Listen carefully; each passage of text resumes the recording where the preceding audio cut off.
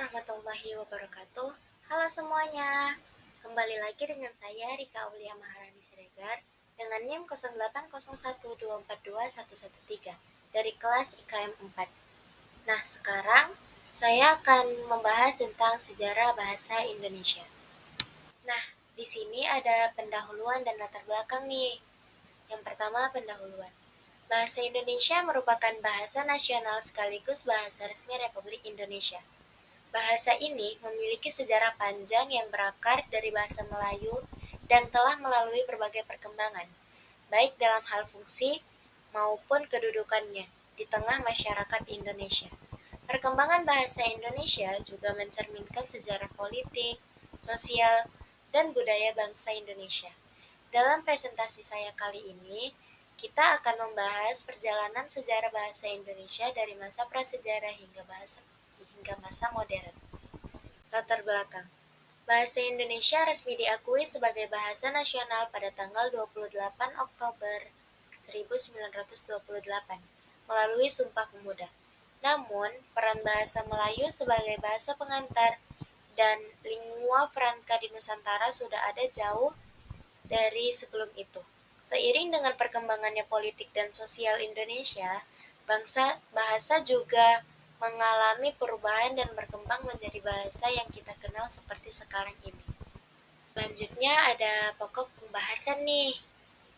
Pokok pembahasan kita adalah bagaimana asal-usul bahasa Indonesia. Yang kedua, bagaimana perkembangan bahasa Indonesia dari masa ke masa. Dan yang ketiga, apa peran bahasa Indonesia dalam kehidupan berbangsa dan bernegara. Bagaimana sih asal-usul bahasa Indonesia itu? Bahasa Indonesia berasal dari bahasa Melayu yang merupakan salah satu bahasa Austronesia.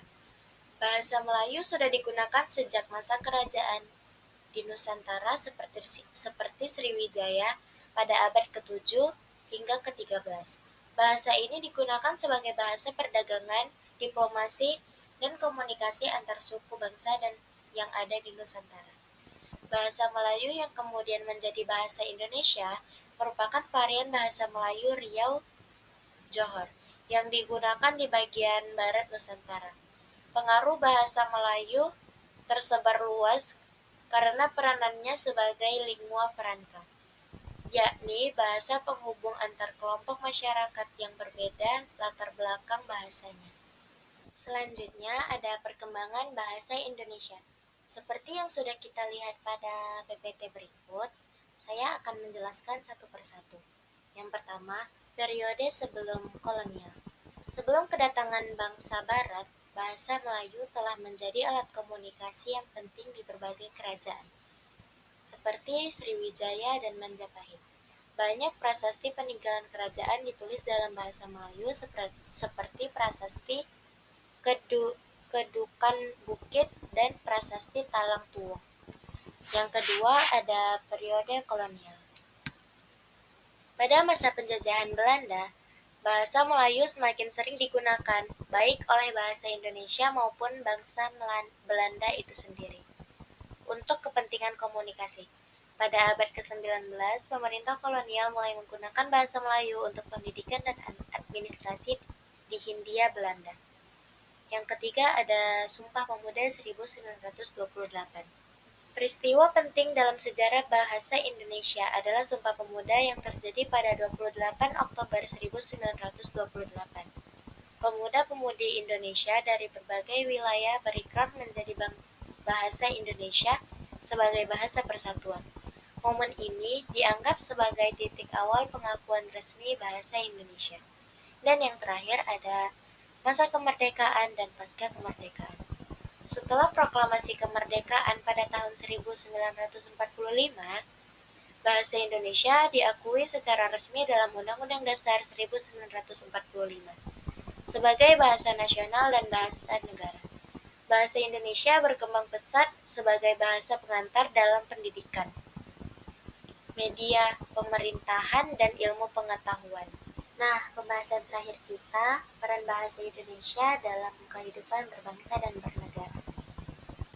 Bahasa Indonesia memegang peranan penting sebagai alat pemersatu bangsa yang terdiri dari berbagai suku dan budaya. dengan lebih dari 700 bahasa daerah di Indonesia. Bahasa Indonesia menjadi simbol persatuan dan identitas nasional. Selain itu, bahasa Indonesia juga menjadi alat pengembang ilmu pengetahuan, teknologi, dan seni. Pengajaran bahasa Indonesia di sekolah-sekolah merupakan salah satu bentuk upaya pemerintah untuk memastikan seluruh masyarakat Indonesia dapat berkomunikasi dan memahami bahasa ini. Nah, kita sudah masuk ke bagian kesimpulan nih.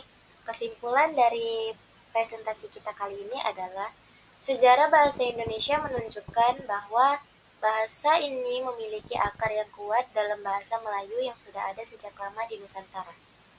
Bahasa Indonesia tidak hanya berkembang sebagai bahasa komunikasi sehari-hari, tetapi juga berperan penting dalam menyatukan bangsa Indonesia yang majemuk.